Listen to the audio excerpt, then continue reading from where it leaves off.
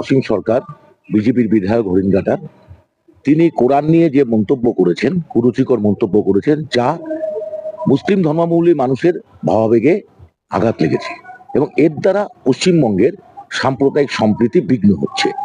এবং এটা ঘটনা টোটাল ভারতীয় উপমহাদেশেই একটা মানে জাতপাত, সাম্প্রদায়িকতা, ধর্মান্ধতার প্রতিফলন করতে শুরু করেছে, যার ফলে এটা হিস্ট্রিয়া রোগের মতন তৈরি হচ্ছে।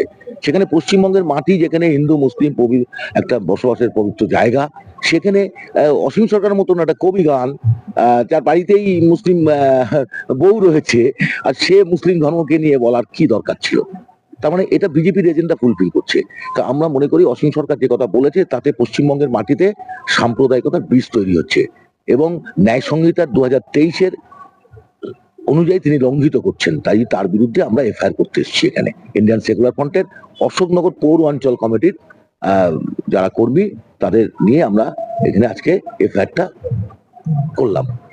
কি বললো না, পুলিশ তো কাগজটা এফআইআর এর জন্য নিচ্ছেন, উনি আমার রিসিপ্টটা দিচ্ছেন, এই পর্যন্ত। বাকিটা তো ওনাদের কাজ, না করলে তো আমাদের 156 সাব ক্লজে আমরা কোর্টে মামলা করব।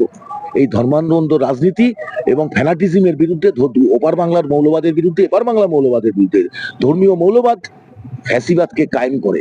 কাজে আমরা ভারতবর্ষের মাটিতে যাতে ফ্যাসিস্ট শক্তি কায়েম তো না হয়, তার জন্য এখন থেকে সজাগ করছি মানুষকে এবং এই জাতীয় লোকদের বিরুদ্ধে আমরা দ্রুত আইনানুগ ব্যবস্থা নেওয়ার জন্য, পদক্ষেপ নেওয়ার জন্য প্রশাসনকে জানাচ্ছি। আর সংখ্যালঘু ওপারেও যায় এপারেও তা, চিরকাল সারা বিশ্বের জায়গায় সংখ্যালঘুরা আক্রান্ত, ওপার বাংলাতে বিচ্ছিন্ন কোনো ঘটনা নয়। কাজে আমরা সংখ্যালঘু নির্যাতনের একদম বিপক্ষে, সে যেতে সেই হোক, বিশ্বের যে প্রান্তেই হোক। এবং সেখানে দাঁড়িয়ে আইএসএফ স্ট্রং অপোজিশন, এবং তারা বলেই বেড়ান যে সংখ্যালঘু নির্যাতন বন্ধ করতে হবে।